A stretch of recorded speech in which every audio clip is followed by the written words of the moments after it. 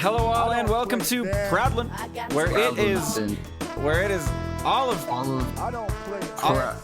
where it's every week I deal with this. Can I bring in a show, or do you want to just do this? Do you want I thought it was all of me.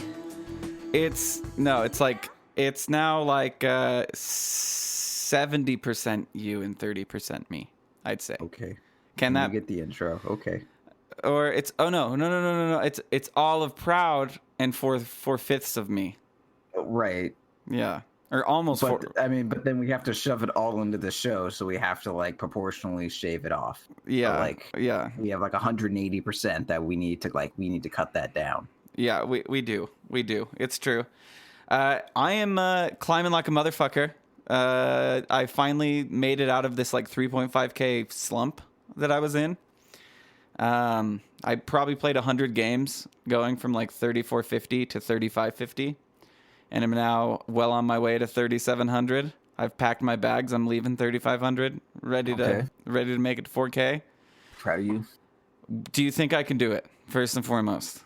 Not this month, no. 300 MMR is a lot. Even if that was just straight wins, that's four wins every 100, and you would need to win so it's 12 wins, right? You have to be up 13 games. So you have to play 13 games, which I don't think you can't do, but then those would need to be all wins, and then every loss you have, you need to throw in another win. That's another 2 wins. Oh no, for every loss you need another win in addition to the 13 that you need. Yep. There's a lot of games. I think I can do it, dude. Play Viper, maybe. Piece of shit. I'm gonna do it. I think I'm gonna do it the cheesy, exploity way and get to 4K by playing Viper, Pudge, and Omni Knight. I'm gonna do it that way. Okay. Because Pudge, I swear to God, you don't even have to be a good Pudge to make Pudge good. Yeah, no, he's just a strong hero. I mean, if Ursinity can have success on something, it's probably a pretty good hero.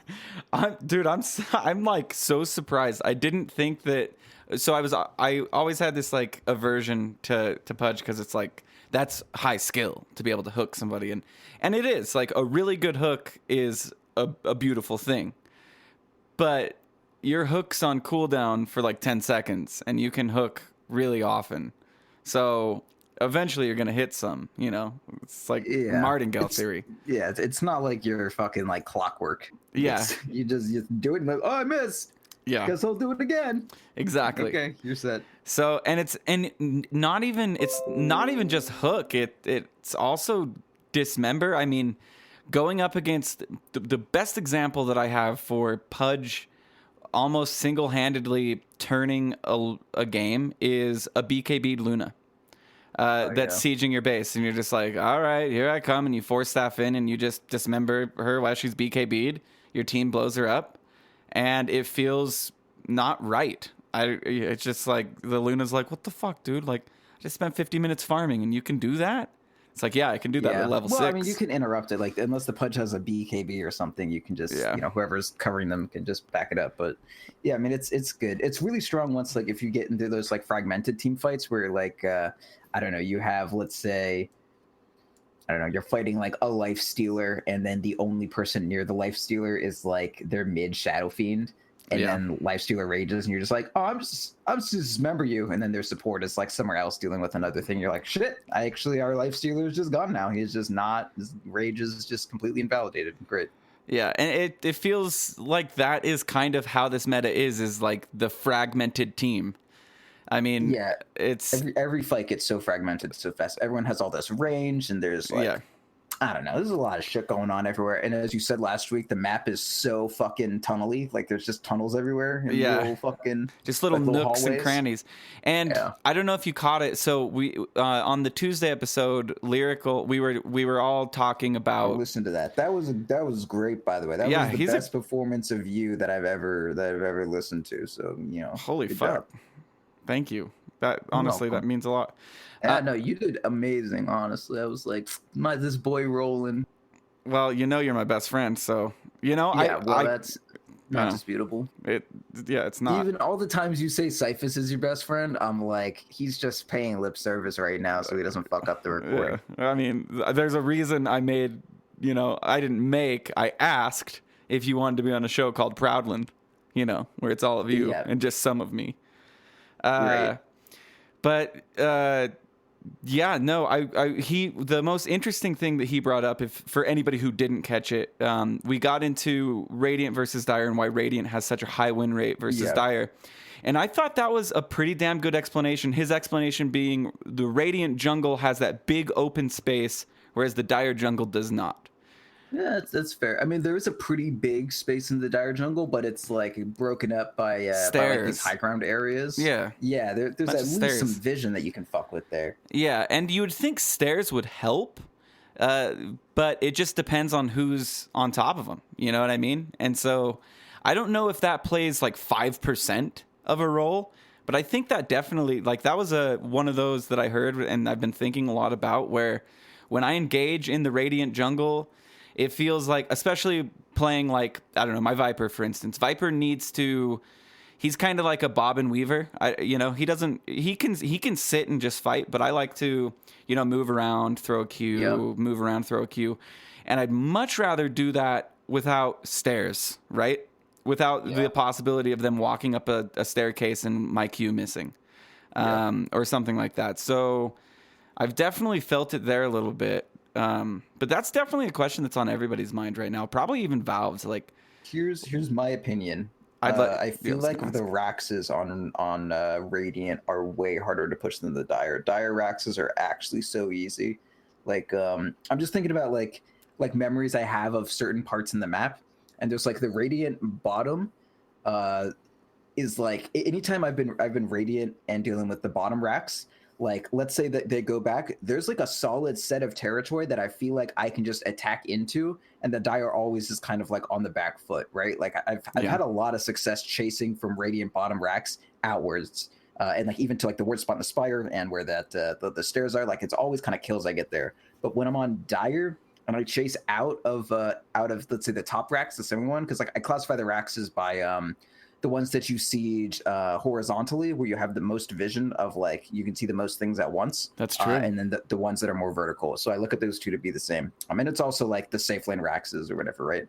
But if you like the Dire safe lane Rax, I feel like there's like so much high ground as soon as you and so like there's like 3 different areas of high ground. I guess it's like 2 plus that ward spot that's like right there, and then a bunch of other like geometry going on. But like as soon as the Radiant can retreat to those like 2 paths of high ground there, like they can just turn back on you so easy. And it's like they retreat into high ground. Wow. And then there's like there's like a bunch of trees you can hide in, and the ward spot that are giving you like you're absolutely right and all that shit. Like, it's so difficult, or it's so easy to like retreat from the Dire Raxes. And then also like the bottom Dire Rax, like, I don't know. I feel like I always win fights as Radiant on those Raxes, and it's always really hard as Dire. That makes, especially the Dire bottom one. You're basically just talking about top lane right now, like for both. Like Radiant top lane, you don't really have a good escape if you're trying to siege Radiant top lane, which would be Radiant off lane Rax, because you only can back straight up.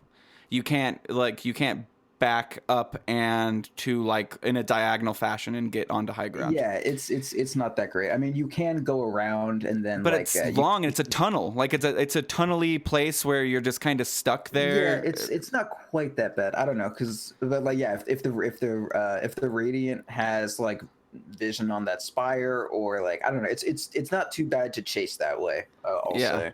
But then on alternatively speaking, you're absolutely right. I'd like to, especially with Viper lately. I'm getting my mech, I'm getting my Dragonlance, and I'm assembling the team, and we're taking objectives. And I swear to God, the first racks I always take when playing Radiant are the Dire safe lane racks, and that's, I think you summarized it pretty damn well. You can sit there and siege forever, because all you have to do is back up like 100 units, and you're on high ground. You can throw a ward there. You're not going to get ganked even if they TP into their shrine, because you have your ward right there. And you're probably going to have their shrine killed if you're high ground. Yeah, exactly. It makes a lot of sense. I wonder if I mean they've got to address this. Do you think this is just going to get addressed slowly, or do you think we're going to have like another like big map change to try and even this out? Because how long can this go on where it's sides are unfair, like where it's definitively sides are unfair? I think it'll be pretty slowly. I feel like the big thing, or in my opinion, one of the biggest things that needs to get addressed is the at least if we have no idea what's going on, we want to try to take an educated opinion. The jungles have been changed up a shit ton and nothing has changed. You could say maybe it was like really fucking bad before and we moved Roshan and then Dire lost out a lot. And as a result of that, now the differences are still there. But like ideally, you would think if I change the jungle, if I have no idea what I'm doing and I radically shake up the jungle, it should like randomly change like who's better. It may result in Radiant being better again, but like the jungle's been changed up so many times, and if it's still been Radiant having the pub win rate this whole time, you kind of have to say the issue hasn't ever changed yet. So I think unless we've just gotten unlucky and every jungle change up has just been like ridiculously within the Radiant's favor. I feel like a big part of it has to be like this fucking high ground area, because like taking the Raxes has not changed at all, except for like adding the shrines and shit. But yeah, I feel like that's a big part of it. I don't know. This is like a thing I like to think about when people are like, oh, let's push a Rax, and everyone's just like, let's just get this one. It's right here. Like I really want to see some stats on which Rax is like more easily taken. Like which high grounding, which Rax has the highest percent of success. Like that should be there should be stats on that. Like, that should be a thing. I'm sure there are, but it's kind of it's the one thing in Dota that's semi hard to quantify. Like the map, right? Like the map, yeah. Like it's not something that you can put numbers to necessarily. We can put numbers to, okay, yeah, the Rax that takes the most damage in most games over 18 million games is this Rax. But you're right. Like if we just keep switching the jungle up randomly and Radiant's advantage stays the same, well, it's pretty obvious what the issue is. That's well put. Or it might just be unlucky. Like, it could be that's, I'm not, this isn't certainty. And a lot of people can come up with a lot of good arguments for why their jungle is like still shit and still the problem. But I feel like a lot of these are like arguments of necessity rather than like, like, oh, let me try to figure out why this jungle is shitty. Oh, this might be it, rather than like, oh, obviously it's the jungle that's the problem. Like no one said that much until they saw the stats. Like, well, must be the jungle then, I guess. I just don't know how we can have a tournament, with millions and millions of dollars on the line, with advantages in like even the double digit. Not double digit, but multiple percentage, like 3 to 4% mark. No, I mean, like we had Radiant has always had a pub advantage. Like this isn't new. I know it's not new right now, but like when you get to pros, it levels out very, very hard. And before this time, before now, any time people were like, you know what? I think like maybe Radiant's the thing to do now. It's always turned out by the end of the tournament, like the team just picks Dire every time. I've noticed like Dire has been imba ridiculously in terms of like coordinated games, just because like coordinating around Roche is so easy, and some other kind of X factors. I don't know, or just maybe they pick they want first pick and then the other team picks Radiant, but for the most part it's been most people pick Dire, and so it's been like in pubs Radiant ridiculously broken, in pros Dire ridiculously broken. I think part of that is just like the coordination factor and the fact that you can coordinate around Roshan. So I think now that we have Roshan at a different point, and pros are going to more accurately mirror the pubs and not be defined by this, just like, pros know how to fight with Roshan, pubs don't. Like now maybe we'll be able to get some real progress on like balancing the sides in pubs. Yeah. It's weird to think about, because in any other traditional sport, everything is symmetrical, right? Everything is completely even. It's the players that make the difference, right? And yeah, not Tom Brady's face, that ugly piece of shit. I don't know what he looks like. It's just, but I wouldn't wish ever for the map to be perfectly symmetrical on Dota. I love the fact that it's different in places and that there are different juke spots. Like imagine how boring it would be if it were perfectly symmetrical, where it's like the juke spot in bottom right is the same as the juke spot in top left. Yeah. You know what I mean? Every time I see posts like, well, what if on Radiant, like the map was this way, but on Dire, like you just switch the perspective? It's like, no, just shut up. Don't ever have that thought again for the rest of your life. If you're listening to this and you had that thought, I'm sorry, but just imagine how like jarring it would be to start playing Dota with the perspective swapped. It's like ridiculous. Well, one of the big things when I started playing Dota, or before I started playing Dota rather, was I I was a StarCraft player, and we've talked about this, and maps, the map changes were a big thing for me, right? Like, I was excited to have new maps. I would study new maps. I love new maps. And Andrew Wazoo kept being like, yeah, you just play on the same map every single game. And I'm like, that is fucking lame. Like, there aren't events where there's new maps or anything like that. And he's like, no, it's the same map every game. I was like, how could that be fun? Like, how could you play thousands of hours on the same exact map? There was a huge period of time in StarCraft where every map was just a fucking reskin, and it was the same fucking thing every time. What was it called? It was like Megaton. Well, I'm talking Wings of Liberty. No. Yeah, it was, so am I. It was like Daybreak. Every map was just Daybreak. Daybreak, yeah. Easy it was to take, like expand, and then like a third that's down a little bit. Like every fucking map. But then they started getting a little more creative in the Heart of the Swarm. But I mean, yeah, it really was just a reskin, but it was exciting to have like, wow, it's purple. Wow. The prospect of a new map was great, and then you're like, wait a sec, this is just Daybreak again for the third time. And I guess, and you get that the new Monkey King, you have Immortal Gardens, you have all that, and obviously it doesn't change things; it makes things just look different. But dude, the fall terrain, I was just like, with the trees waving, it was good. It was really good. The autumn terrain, man, and autumn sounds so much cozier than calling it fall. Fuck fall. Yeah, autumn. Yeah, autumn. The autumn. I don't know. I spent all too much money on getting Immortal Gardens on all 3 of my accounts because I just loved it when it first came out. And then I wasn't that into it. Well, I'm more into autumn. Well, there were issues with it. There still are unaddressed issues with Broodmother's webs. You can't see Broodmother's webs. You can't see Arc Warden's Spark Wraith. It like the visibility. Anyway, I haven't had any of those issues in autumn. Yeah, no, because autumn is it seems like just like an augmented regular map with like... It's just the best, man. Yeah, it's good. Anyway, today we are going to talk about the safe lane. And I'm going to take a little bit more of a casual approach on my questions to you today because... All right. I don't know. I as you know, safe lane has kind of been my cozy lane, just like autumn is your cozy word. Safe lane is my cozy place where... Yeah, I feel comfortable. I feel in control. The matchups, I'm never wildly surprised by anything really, especially now that I'm getting into a bracket where people don't throw just anything in any lane. Like I'm seeing, Underlord. I'm seeing Undying. I'm seeing a lot of Weaver. I'm seeing, pretty much the same faces in the off lane, and it's fun to, theorize how to deal with them best, especially playing safe lane support. Starting off with sentries against a Weaver is worth that 200 gold.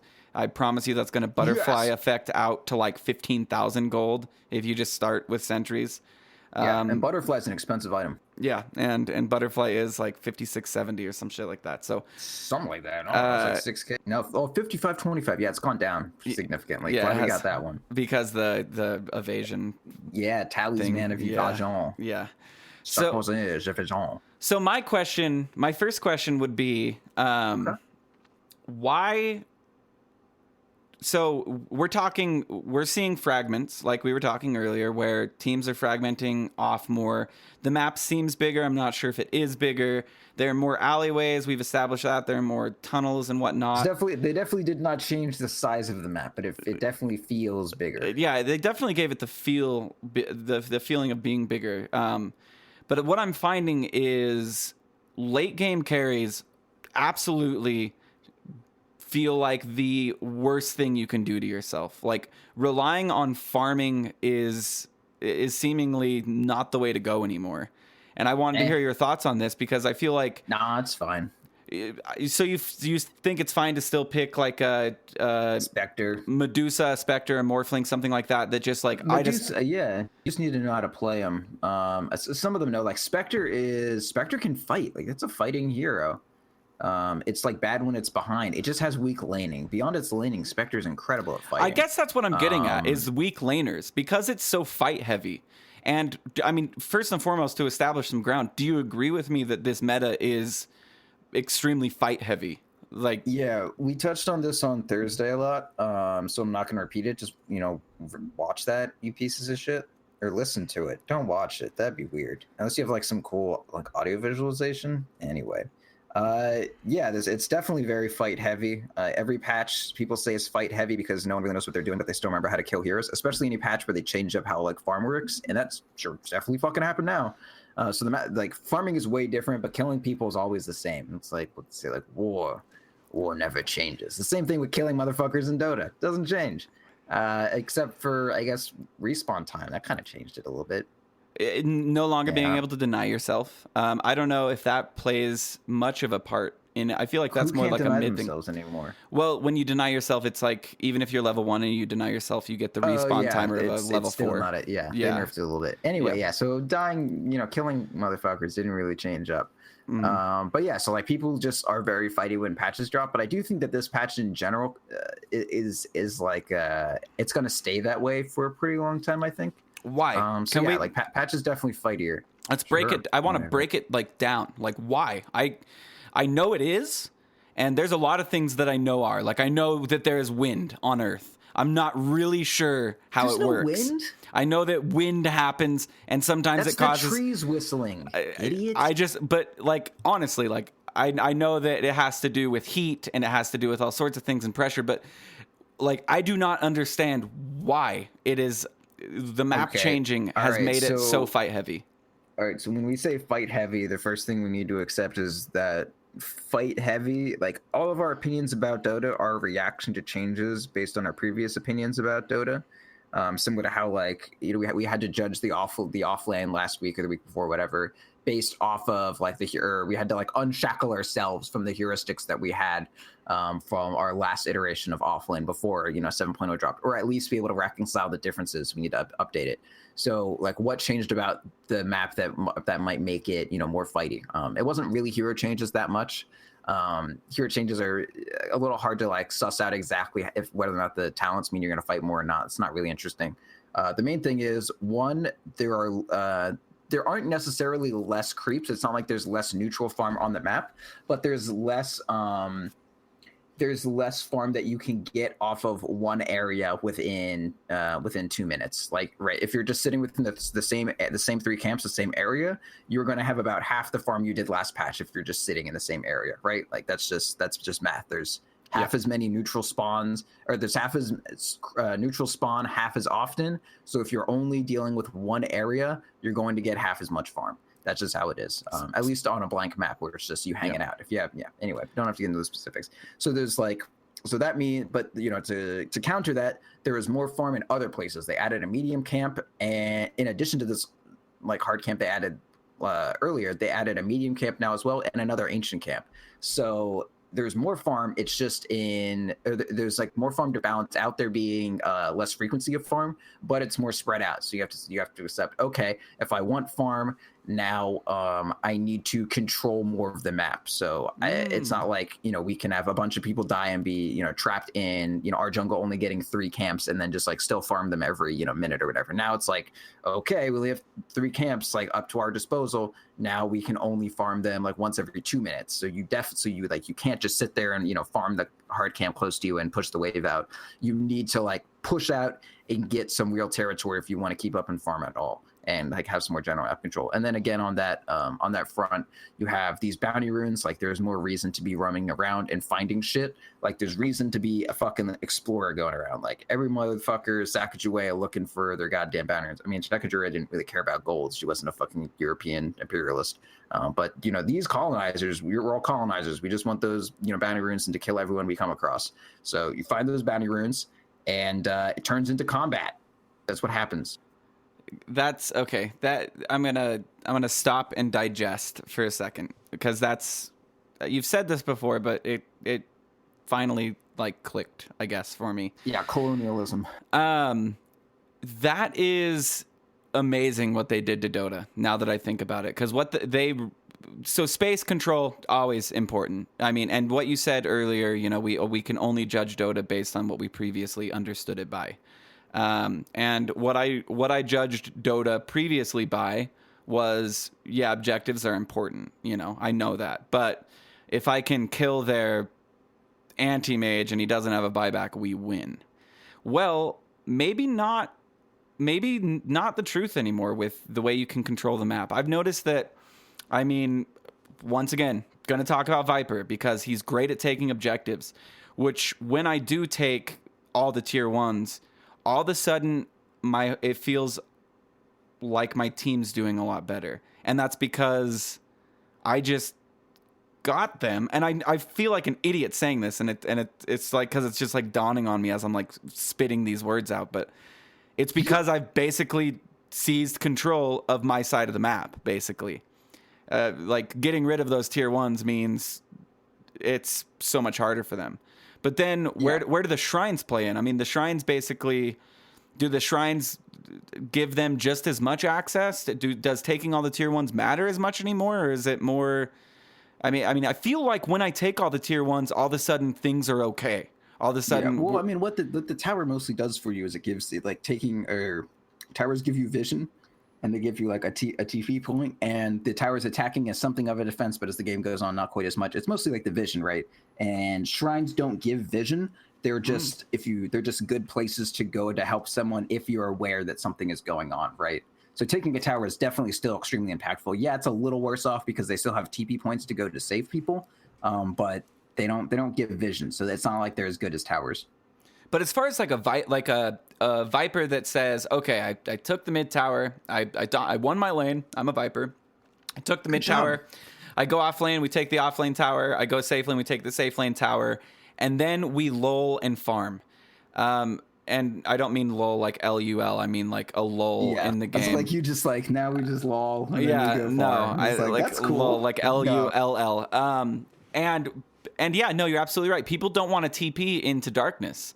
And if there's no reason for them to TP onto a shrine to save somebody, well then, hey, now you have to go into uncharted territory to ward, and chances are you're going to die because this Viper, who was once a lane dominator, is now kind of a map controller in a way. Is how I'm starting to like dissect these like last 7 games I played a Viper, where basically what I'm doing is I'm taking my early advantage to secure an advantage for my Luna, or to secure an advantage for my Legion Commander, or my Anti-Mage. Yeah, I mean, the big thing, like what you do with these kind of like snowball heroes, and it's not just snowballs like Queen of Pain, snowball, get a bunch of kills. It's snowball and take a bunch of towers on Viper, and towers gives your team gold. So you end up with like a ton of, like a Shadow Shaman who gets his blink relatively early, which is crazy, or like a CM who gets her like Glimmer Cape super early. And that's definitely like a bit. And then once you have that advantage, your supports can be more daring when they go out and farm. And yeah, like you definitely like an early game hero, like, or not early game hero, but a kind of like mid game fighty pushy hero like Viper gets you like a shit ton of map control and like snowballs towards your team doing well, not just you. Yeah, I know that, I mean, I'm talking about the mid lane, but would there be much of a difference for Viper to go safe lane? Yeah, he doesn't get levels if he goes safe lane. That's the reason I hesitated. Yeah, he needs his passive. Okay. So also he doesn't scale that well. I mean, Skrunk will make him scale, but Viper in general doesn't scale that well. So like, I mean, I don't need to go into why a Viper has difficulty closing out a game as the main farmer or whatever. But yeah, I mean, I guess if you had like a dual lane that was, let's say like Viper, I don't know, like Viper Spearbreaker or Viper Slardar or something in your safe lane, and then had like a I don't know, a Shadow Fiend or like a Monkey King mid or something, that would be fine. But you definitely wouldn't want like a Viper in the safe lane and then like, I don't know, like a Puck mid. Like that's never gonna happen. It just doesn't make sense. And okay, this is making more sense. So why do I feel such hesitance? Is it just built up in my mind or what? Because I do not feel comfortable picking my Spectres, picking my Morphlings, picking my Medusas even. I feel like it takes too long for me to be able to fight. And you say Spectre's a fight hero. Well, yeah, he's definitely a fighting hero. But when I fight, I put myself on the line to lose a lot of gold, and I need that Radiance, right? And fighting happens way before the Radiance.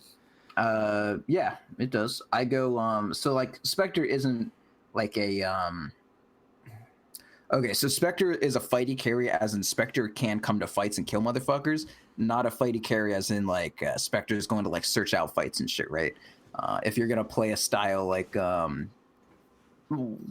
like a life stealer, for instance, will infest into a Slardar and look for some shits. Spectre's not exactly going to do that. Spectre's going to be more like farming somewhere safe on her own, and then wait for like a fight to transpire somewhere, and then she haunts in and kills motherfuckers, right? And then so she can still have 100% farming efficiency while coming to fights, which is like why I say that she's a very good fighting hero. And also, I mean, her item builds can be pretty fighty. If you do like Phase, Aquila, Helm of the Dominator with like not a witness, sorry, say again? I said that's interesting. I've never even... Yeah. It's not great. I tried it out once just because illusions get attack speed now, and it's like it's pretty solid, but it's not too fantastic. But yeah, I mean, you can either go like Aquila Helm of the Dominator or Aquila Vanguard, or even like you could go. I was thinking of trying out Urn Helm of the Dominator because the old Spectre build that was very successful was like Urn Drum, right? Phase Urn Drum. Phaser and Drum, and then like that's the Manta or Diffusal, one or the other. Both. Diffusal, then Manta. Yeah, the Badman build. Yeah, Badman. And then and Dominator is just kind of like, to me anyways, Dominator is the new Drum, and it also solves her regen issue. So even if you're out of Urn charges, like you don't need to use them to regen all your fighting, and you can actually use them to fight. And when I used to play Spectre like a lot, I think I just went like a ton of Urn, like when people were first trying it out, and like I would just kill motherfuckers by like tossing a dagger and earning them, and I just like kite back and forth in trees and be like, whoop, and then earn you again 150 damage, and then there's Huskar like trying to toggle between, like I just want to hit you, I'm like, I'm fucking running around. It's great. But yeah, like Urn Helm of the Dom I think is like the next Spectre build I'm gonna try. Seems good. Okay, so but yeah, I mean, you can just be fighty with them, and like, you know, everything can be pushed off balance. Like if they go extremely fighty, then maybe, and like all out on the 5-man, they can be vulnerable to the to the split push. But if they're only like half into the 5-man and they can also catch your split push, then AM's no good. So like pretty much everything is always going to be viable in some regard. It can just become slightly more situational. But like in general, I think Anti-Mage is bad. I like these fighty Anti-Mage builds, like go like Helm of the Dominator, Maelstrom on AM. That's super strong right now, I think. Maybe not super strong, but it's definitely a good way to play him. I went like Vanguard Maelstrom last time I played Anti-Mage with like a CM on my team because I didn't need mana regen, and it was super fucking good. But yeah, like there's stuff you can do, but if you try to play it like it's 688, like yeah, you'll probably run into some issues. And Dusa is an always questionable hero to get in pubs, man. That hero, people don't know how to fuck to play Medusa, man. It's rough. I definitely don't. Medusa's sitting right around the 50% mark, 50.8. So, which is really bad for a hero that can scale infinite, or not scale infinite, but like a hero that takes advantage off pubs not knowing how the fuck to high ground or end games. Medusa is up there. And her talent tree is arguably one of the better talent trees as far as... It's pretty solid. I mean, 10 int and then 400 mana. I mean, I'm talking... sure I did. Are you trying to make me mad? No. Like, that's a ton of EHP. Such shit talents. Such shit talents? Yes. Why wouldn't I want effective health? Why wouldn't I want? Because you have another option. What, like 15 damage or 1700 health? 15 damage is pretty fucking good on a hero. Like, okay, so let's say Medusa has a bunch of EHP. What does that get you? A tanky hero that does nothing. There's no point to being tanky if you don't fucking do anything. Medusa does literally nothing unless you get damage on her. And I can throw a bunch of snakes. I can do that. Jesus Christ, no, you can do that without tank. You can do that without EHP. You can just sit in base and do it. So it's good range on it. Like, what is Medusa gonna do with 10 int? She already is unkillable. Okay, fine. I'll take it. I agree. You gotta go damage. You gotta go attack speed. You gotta go 15 agi, and then you gotta go. I don't care. From there on, I'd probably go a second on Stone Gaze, but both those 25 talents really fucking suck, honestly. Yeah, the second on Stone Gaze, what like, the fuck? And then, like, what's this life steal about? Like, my mana pool is where I die. Yeah, okay. You're right, because if I do that, it just basically takes the team longer to kill me, but I still die. Or yeah, like Medusa can be stun locked to death, like no matter how much like if if a hero like Medusa, who by herself gets up to like fucking 10,000 EHP, if she dies, it's not because of like a narrow man fight. It's because like they 100 to 0'd her. Yeah, like it's not like, is. well, it was real close. It's like, no, Yeah. you just probably got stomached and just got shit on fucking 100 to 0 and died with not being able to do anything back. If you have that much HP, you will kill them if you can kill them. It's true. And that, I mean, that kind of makes some sense. So I'm looking at this week highest win rates, specifically targeting safe lanes. After you talked about Spectre, it makes a lot of sense because Spectre can farm safely and go snake a kill, take the kill, and then farm safely there, thus taking advantage of the vastness of farm. Yeah, no, definitely taking advantage of how big the map is. That's definitely true. I didn't even really think about that. But yeah, like, and it shows on our win rate. And the dagger to like go through shit. Yeah, like, that's definitely like there's. We said the map is so tunnely and like all these like trees blocking everything and shit. Like Spectre has an easy time dealing with that. Yeah, I mean, and so that makes a lot of sense to me. And then next highest safe lane would be Wraith King. Which I can't make a ton of sense out of. Terrible hero, just awful. Low win rates are governing, or not like low skill levels are defining that. What? Not there's anything wrong. I love Wraith King. He's just awful. What's wrong with Wraith King right now? Literally anything will just take out his mana completely, and then if he isn't hard countered, then he just doesn't do shit. He's like how Broodmother used to be. Broodmother's good now, but it used to be like, if my Broodmother is uncountered, then she's almost a hero. But if she is countered, she is less than a hero. She, in fact, gives the enemy team gold. Like, you can't have a hero like... And, like, Wraith King needs to respawn. Him not respawning is not acceptable. And, like, I was Wraith King against... Like, PL was... They already had, like, Juggernaut as their carry. They couldn't pick Phantom Lancer. No, I'm saying they couldn't get PL. They couldn't get PL. They couldn't get Anti-Mage. We had Invoker. We had Lion. There was no mana burn left. And then, it was like our 5th pick. But all they had was Juggernaut with a Diffusal, and I did not get an ultimate off for the rest of the game. Just because its attack speed was so crazy. Well, and it purges 50 mana now, not 40. It got buffed by 10. And the unfortunate thing is Wraith King can stay alive long enough to see himself die, if that makes sense. Yeah, you're tanky enough that you can just get your mana burned out. Like, I'm life stealing and shit. I'm like, wait a sec, I want to die. Yeah, wait a sec. No, I don't want a man fight Jug. I want Jug to kill me so I can come back. Yeah, that literally happened, and there was I was like, oh man, I almost had enough mana. I was like, shit, I could have just turned my armlet off. That would have been the fucking play. Yeah, no, that's actually pretty smart. And then obviously moving to Luna. So Luna doesn't really make sense as far as farming like the vastness. Oh yeah, she does. She's like 330 move speed. Oh, so it's okay. So her move speed is what dictates that. Okay. That's the big part of it. Yeah, she gets the camps killed real quick because her glaives and shit, and then she also has, what is this, 330? I just went into demo. 330 fucking 5. Without boots? Without boots? Just yeah. Boots, she's at 380. Guess what I just bought? A fucking Yasha. I'm at 410. Okay, I stand corrected. And then if you get Butterfly and you want to forego the evasion to get around and farm. And yeah, well, Luna, I mean, that's after the fact. And yeah, Luna loves Butterfly. Yeah. And she likes Hurricane Pike too, which, I mean, much later, but she will get Hurricane Pike at some point, and then she can fucking like go down cliffs and shit. And she has a helmet of Dominator, and if you're me, you're gonna find a little kobold and get your little boy to move you around. Like, she's fast as fuck. And as far as like the crazy. Yeah, that's true. As far as like little tunnel ways and niches, what's great for Luna is clumping people up and hitting your ultimate. So that makes a lot of sense. Basically, I've been under this assumption that Luna and Juggernaut are the only viable carries this patch, but Juggernaut, honestly, I can't even find him. Juggernaut, no, he's 50%. He's okay. He gets picked a lot. Carries have a very, not like carries have a low win rate as in they're bad, but like there's not many of them are like much better than the other ones. It's just like some are passable and then others are just shit.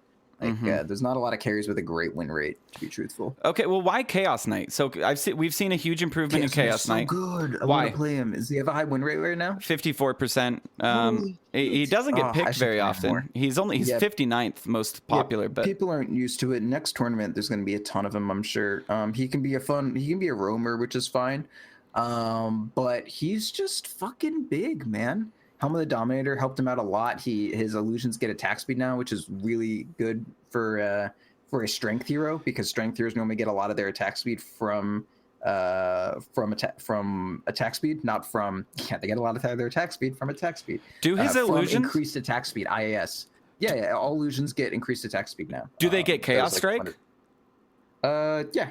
So okay, they get his crit. Okay, so they get Chaos Strike, they get attack speed. So attack speed and crit go hand in hand. They always got his Chaos Strike though. I didn't know that. I was just curious. Illusions copy over your attack speed, your base damage, so the damage that comes from your hero or your base of the hero, whatever 20 you start on with your hero, plus the damage you get from stats. They get whatever health you have, so like plus HP works on them. Vanguards and that sort of thing, they'll get that. They get the damage block, they get your health regen, which is why you hit Armlet. They get your crit. Yes, which is why you hit Armlet, because they gain the strength and all that, but they don't lose any of the health.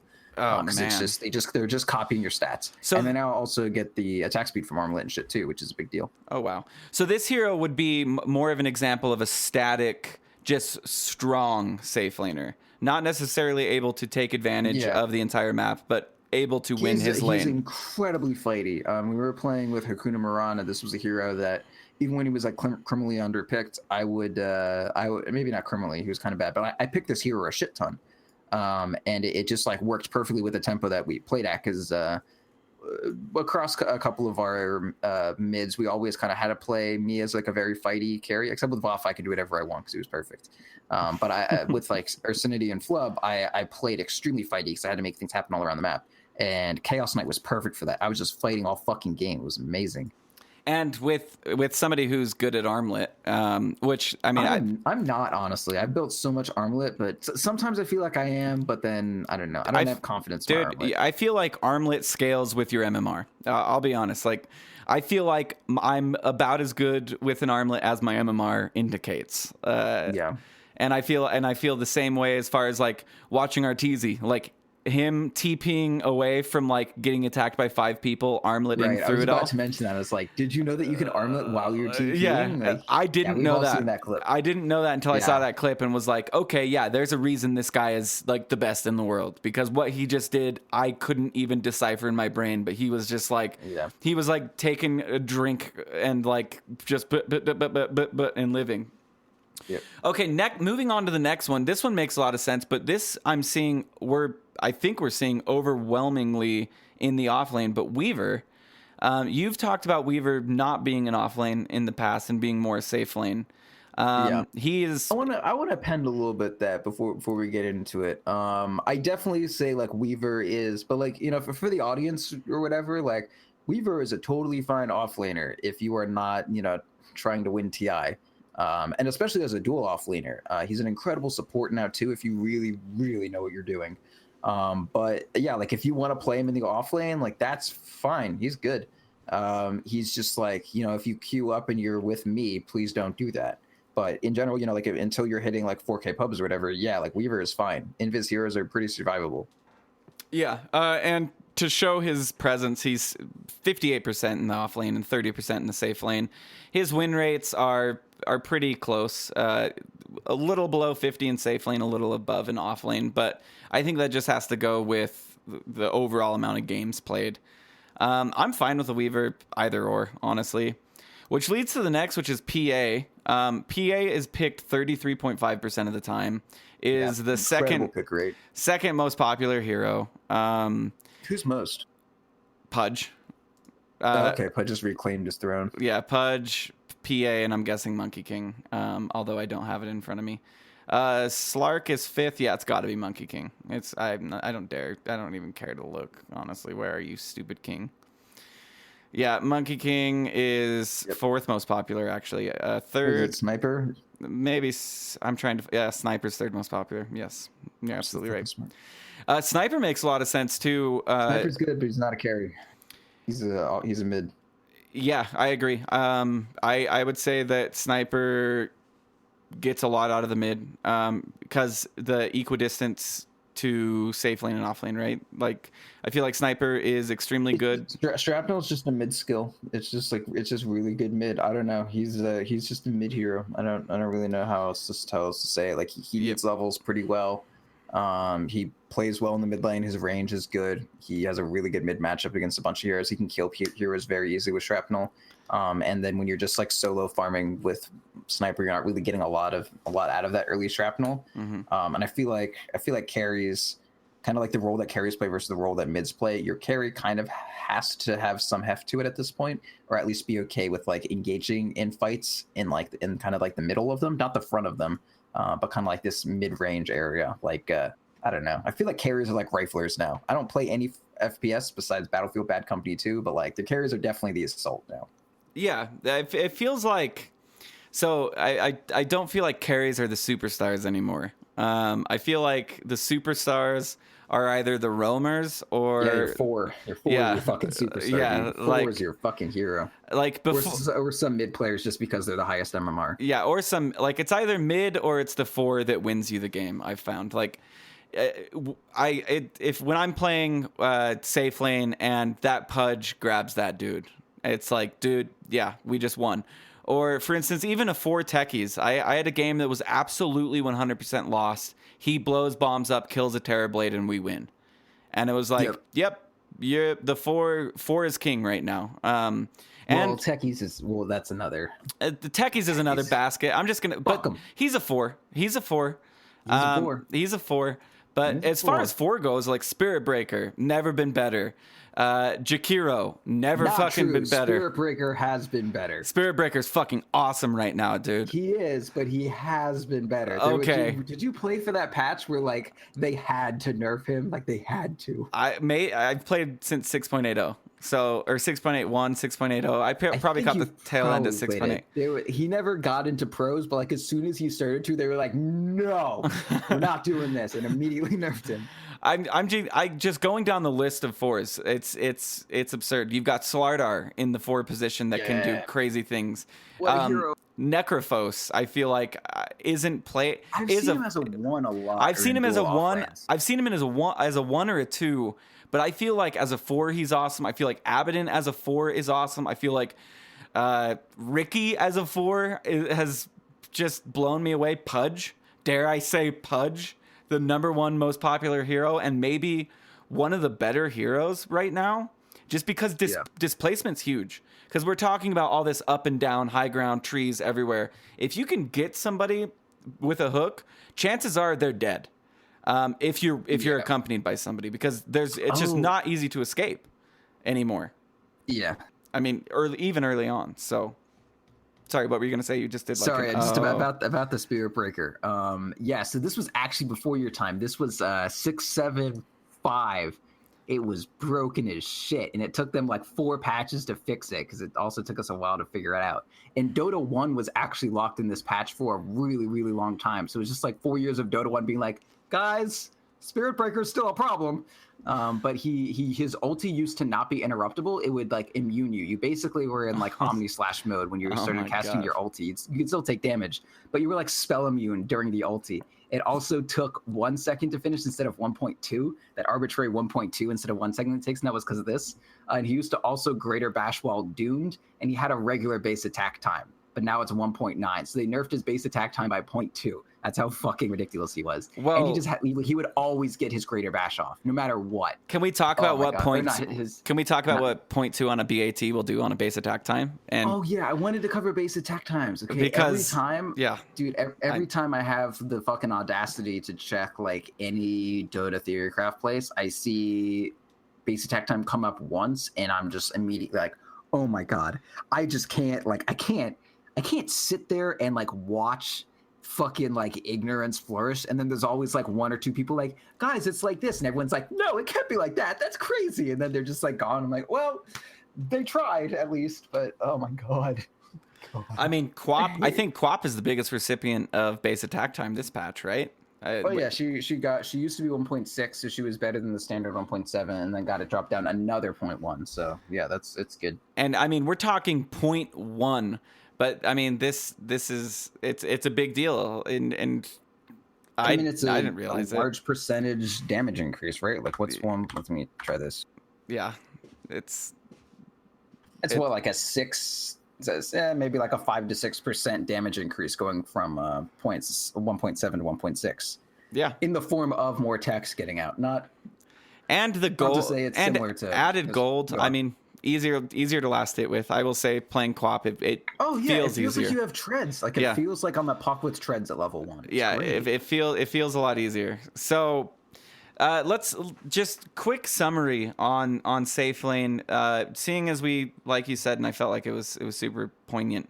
Seeing as we judge Dota based on previous patches, how do you judge the safe lane in comparison to 688? Well, okay, so there's a few things that it ties in pretty well to what we were saying about the off lane, right? We were saying the off lane, you can be a lot more aggressive there because the enemy, there's like more of the map to cover. There's more like interesting shit going around. So the safe lane is going to have less resources dedicated to it because the fact that it has a jungle there is a lot less unique of a property. And where the bounty runes are, both off lane and safe lane have a bounty rune. Like there's just less stuff to play around with in the safe lane in comparison to the off lane. So you need to have heroes that can deal with, even if you want to plan around tri-laning, you need to be able to deal with the fact that you may not be able to support that, or it may no longer be an efficient way to play even after you think you want to do that. And then just the way the game develops turns out they're aggro dual laning from the start and they're getting a lot out of it. And we could potentially be getting a lot out of an aggro dual lane too, and just accept it or safe lane loss, shit like that. So you need to play it in a way where you can be okay with either being sacked or do fine if the lane is difficult. So like you don't really want to pick, as we said earlier, the example of like a Spectre Lion lane against Spearbreaker Weaver. That's just not what you want to do. You could, if you have a strong zoning support like Winter Wyvern or Skywrath or something, you can be fine to pick up a Spectre. Or let's say you have like Skywrath Spearbreaker, a support that can roam around and very easily get to your lane to help out. Then a hero like a Spectre is fine. That's actually kind of preferable because if you have like a Spearbreaker, what you want is them to overcommit and then you punish them. So like these things can be good if you have ways to react to them trying to punish you by punishing them back. But you definitely need plan Bs. You can't just be like, we're going to run a Spectre draft. This is our tri lane. Spectre is going to get farm. Full stop. Like, no, you need to be like, Spectre is going to try to get farm, and these are going to be our reactions if something does happen. Yeah. It's kind of it. I mean, no, sorry. Like, I'm not like meeting you with this like great response. I'm just trying to, this is one of those where when I don't come in completely prepared, I just have to like sit there and like listen. And listening and responding quickly is a tough thing to do because I understand. It's good. Like I kind of bottomed out. I mean, not that I bottomed out, but like it's good. I was just like, this is a good place to stop, and then I stopped talking. Well, it was a good place to stop. I mean, it's good food for thought. I think if I were to summarize this episode on the changes, would be control. I mean, control doesn't necessarily mean you have to get a bunch of kills. But what you're finding as a byproduct of control is a really fighty patch. The patch is only fighty because control is so important.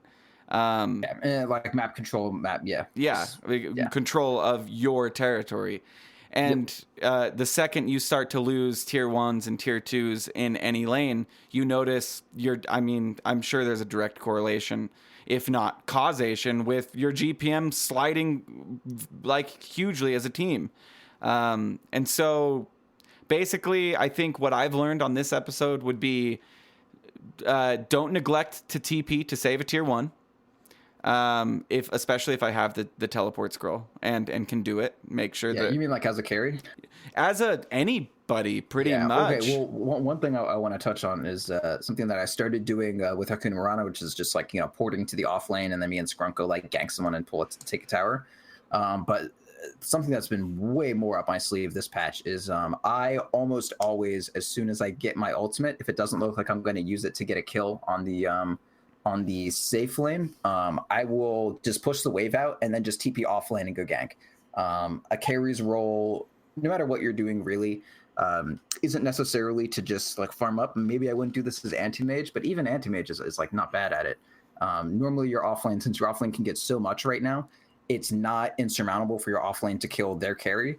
And normally the difference on them doing it or not is just having some extra help. And no one really ever respects the carry to be ganking the enemy carry, right? Like that's just not a thing that happens in at least low level Dota. Well, not traditionally, yeah. The carries stay in their own lanes, and then they battle each other. Farm. They battle by last hits, not by swords. So they both farm, and then ideally, like the carry's mindset is like, I'm gonna farm, and then at 70 minutes, I'm gonna measure my genitals and see who has the larger EP, and then we just decide the winner from there. That's how Dota works, right? No, you fucking TP. That's what you do now. You TP to the enemy safe lane at about somewhere between 6 and 8 minutes is when you want the rotation to happen. Like if you're listening to this and you're playing carry at all, try this out. Like somewhere between 6 and 8 minutes when you've got full health, full mana.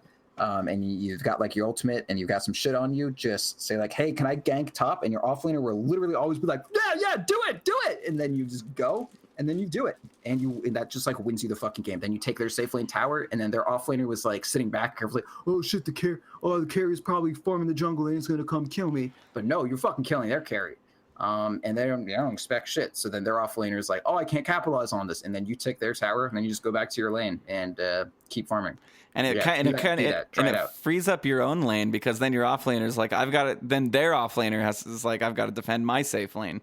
So that's interesting. They might even do the TP after and like go to defend after you've already got the kill, and then your offlaner is free to like help you take your safe lane tower. Because like the real thing that you want to do is like rotate everyone to take your safe lane. That's like one.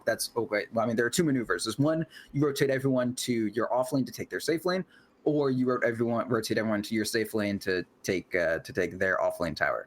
But those are the two actions you want to happen. It doesn't really matter the order, but you only have control over yourself in pubs. So as a carry, teleport to the enemy offlane at like 8 minutes, 6, 7, 8 minutes, something like that. Once you have your ultimate, use it, kill the tower, and then your whole team can focus back on your safe lane. Because I guarantee you, their carry is not going to respawn and be like, all right, time for me to fight now. They're going to be like, oh my god, I just got killed. No, I have to farm. GG well played. GG well played. GG well played. GG well played. I died. Yeah, this sucks. No TPs, noob coddle, something along those lines. No wards. Why didn't I know their carry was killing me? Yeah, no wards and you're under a tower. I love that. We are Defense of the Patients. You can find us at defenseofthepatients.com. You can go to defenseofthepatients@gmail.com to write in questions for Tuesday Q&A or questions for Proud and I. Write in. We got a really nice email. It was such a nice email that I don't feel comfortable reading it on air. It honestly it was such a... It was like an 18 plus kind of deal, or no? It's like it was just so flattering that it almost is like conceited to read it on air. I'm conceited. Okay, it's long, dude, but this was like maybe the most. Give me the cliff notes. Was it just about how awesome? It was a review. No, it's a review on each of us. It's a review on each. Why don't we just read Cyphus? Cyphus is the most boring, dude. Oh, and you kind of have to read mine in order to read Cyphus's. All right, let's read yours then. I can't believe, okay, first and foremost, read it as Cyphus and give like a Cyphus reaction while you're doing it. Okay, I could do this. Hey, everybody! I want to preface this review by saying, please post this on whichever forums or websites you feel appropriate. I don't see the specific links on the website to post my review, so I figured giving you all free reign to post this wherever would be sufficient. 5 stars. This review has been long overdue. I have been listening to .p for close to a year now, and I must say that I look forward to each and every episode. I have been a Dota player dating back to 2003, when it was but a mere custom map on the Warcraft 3 platform. I transitioned to Han, where I heard a near Dota-like game had been created, but then got bored of it after about 6 months, and it wasn't truly Dota. Finally, the beta keys for Dota 2 were being released several years later, but I was unsuccessful in securing one. Once it was available to the general public, the rest, they say, is history. He's been playing Dota 2 since 2012. The first show of .p that I ever listened to was the Monday show, and I must say it is an incredible way to start every Monday morning. Roland, you could be a stand-up comedian with the personality that you have. What does Cyphus have to say about that? He hasn't. I don't know. He can rebuttal this later. Okay. I thought you were going to read it as Cyphus. Oh, okay. Cyphus reaction. Okay. Oh, okay. With the Cyphus reaction. Does Cyphus agree? Roland. Is that okay? Not... You could be a stand-up comedian with the personality that you have. Pfft. No, he couldn't. Your enthusiasm on each recording is always consistent, and at times has me leaving my desk to go outside in order to burst out laughing. Well, that's only because I set you up for a really good joke, so that I don't disrupt my coworkers. The one where Roland gets triggered is still one of my all-time favorite episodes, and I listen to it at least once a month. If you and Cyphus toured the U.S. and did live shows, I would 1,000,000% buy a ticket and be front and center. I have the utmost respect for you in undertaking the Dota podcast or the .p podcast, for taking what would be seen as a giant risk to many and running with it. I have been only listening for a year, but .p is truly something special, and you should be proud of how far it's come. Cyphus, you are the Rin. That's all we need. No, dude, I'm not gonna self-aggrandize here. Proud. I'm gonna read yours. You're supposed to read that as Cyphus. I can't. I don't care. I can't Cyphus, dude. I don't know how to Cyphus. I know. So, it was a fool's dream. So I'll read yours. Proud. Okay. In all caps. God damn, dude. I mean that in the most positive of ways. I hate cursing. In the very beginning of listening to .p, I felt a very douchebaggy vibe from you. I don't know quite what it was, but I did have a negative experience when I listened to you on Theorycraft Thursdays. I'm a piece of shit. But also in no caps. But no more, good sir. It simply took time and more podcasts to understand you and the ability to relate to your personality and sense of humor. And now I look forward to each and every episode you are on. Let's be real. Aww. Let's be real. You should just be on every episode. Your in-depth knowledge of the game and your ability to break it down in its simplest and clearest form to describe it to the listeners is truly an incredible talent that you have. And I don't think others may truly understand the importance of that. Dude, it goes on. When you apply the easily digestible knowledge you provide to the game, there is a noticeable difference, at least in my own gameplay, and it consistently improves with the content and insight that you provide. I think the idea and concepts behind the Proudland show are great. Breaking down a different aspect of the game each week, combined with your chemistry with Roland, is a unique blend of communication and understanding when it comes to the intricacies and complexities of Dota 2. Plus, you are a huge anime fan. Evangelion is life, which is just an added bonus, especially when you drop references or go on a tangent regarding an anime. Don't stop doing that. It's awesome. Right. 5 stars. No, what a kind human. I know, so dude. When I read that, I was like, what the? People are this nice? Yeah. I'm honestly not that surprised. I'm sure that there are a lot of people who, I hope it's changed at this point once they get to know me, but I mean, I'm not. Well, I come off a certain way. I like it. It's good. I know, it's perfect. It's good. Like, there are no flaws in me at all, but I'm just saying other people's, you just can't understand it sometimes. Dude, if you were any other way, you wouldn't be you. Okay? That's all I'm going to say. Holy shit, you're right. That's true. Yeah, if you were any other way, you wouldn't be you. So I would be someone else. Don't you feel like that was like a little bit self-aggrandizing to read? Like, and like kind of like but I mean, for mine it was true. So I was like, what the fuck? Like I read that today and like teared up, dude. Like just like Jesus, like wow, that's really like awesome. You can also go to twitch.tv/.ptv. We now have twice weekly, maybe thrice weekly events going on. Also, I'm streaming on Twitch all the time. On Monday nights at 9 p.m. Eastern, you can tune in live at discord.gg/.p to be a live call for Tuesday Q&A, or on Wednesday nights at 8 p.m. Eastern, you can play in the in-houses, which are a lot of fun, get a lot of traction, and you get your games cast by people who know what they're talking about. And it's just a good time. Everybody gets together, has fun. At the end of the season, we give away Steam money, not to the winners, but just to people, like basically playing in one, it gets you a raffle ticket. So also, patreon.com/Defense of the Patients. If you cite this episode and you donate $20, I will. What will I? I don't know. You should have came up with that one beforehand. I know. I will. I will click. If you just donate to the Patreon, it will really help us a lot, and that's what we'll do. It helps us, give away these Steam gift cards. I've been doing it for the last 3 nights. I've been giving away Steam gift cards. It's fun to do. It's fun to give them away. It's fun to have people tune in and engage and be able to give them their Dota cosmetics that they want. Once we have a certain amount of money, that money will go to me. So yeah, that money will go directly to Proud. This is what I'm thinking. People are listening to this, and if they don't play the in-house, why would they want to give their money just to give it to the in-house? It's we should get some of this. It's not just the in-houses. I mean, I know it's not. I mean, it goes towards the cost of everything and making sure we break even. But I'm just saying, if people want to fund me personally, is what I've found when I polled myself. Yeah. But anyway. Yeah. We do let Proud embezzle as much as he wants, which we usually find ourselves with a zero balance on Patreon somehow. But Proud comes on the shows and he puts in his time, so it's definitely worth it. And money.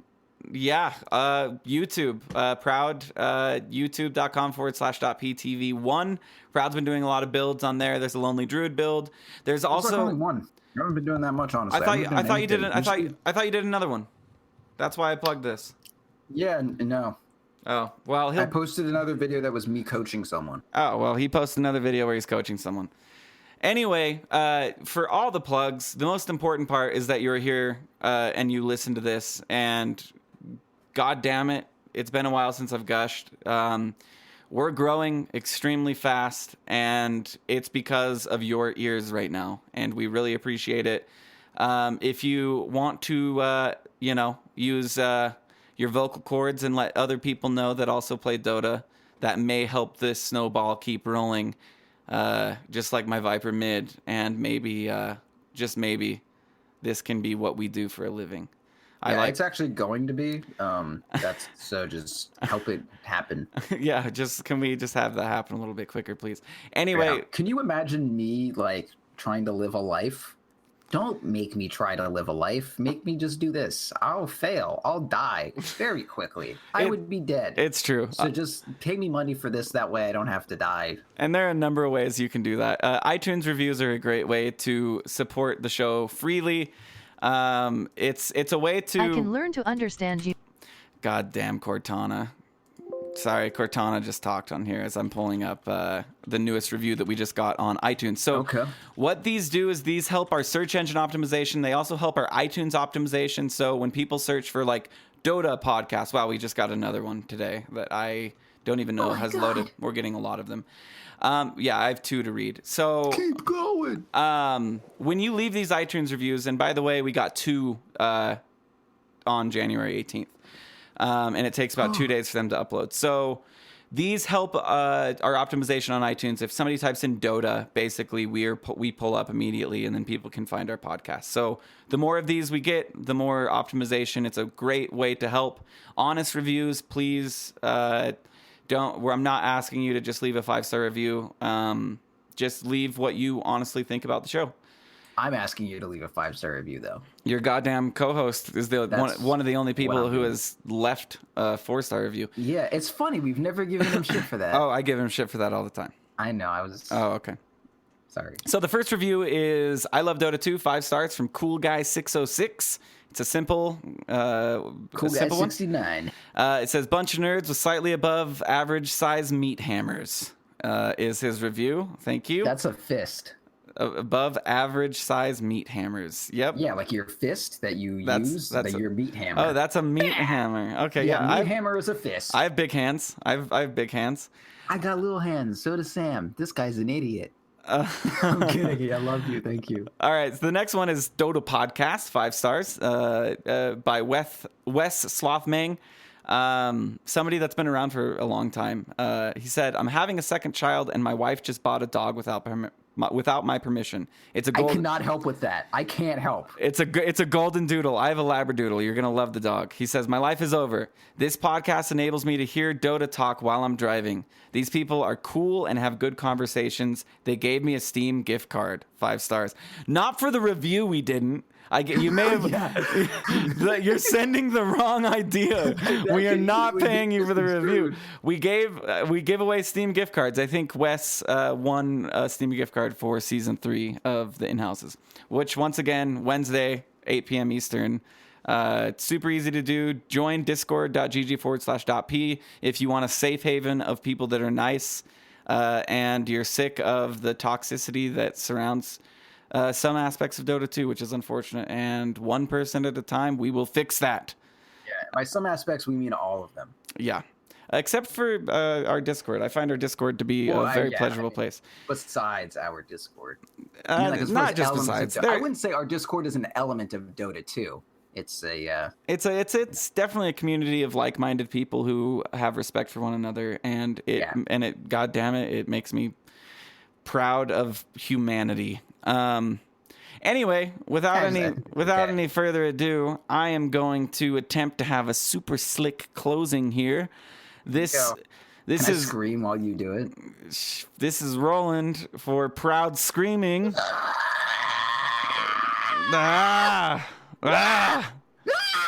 No, I'm cutting that for sure. Saying thanks for the reviews and you're awesome and I love all of you. All right.